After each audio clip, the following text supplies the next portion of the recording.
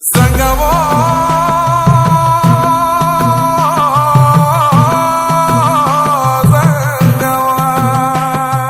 కైలాస దేశము కంఠాన విషము ఎవరమ్మ ఈ సంగమో మెడలోన సర్పము తల మీద జలము ఏందమ్మ ఈ చిత్రమో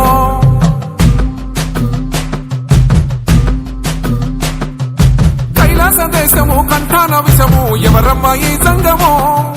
మెడలోన సర్పము తల మీద జలము ఏందమ్మ ఈ చిత్రమో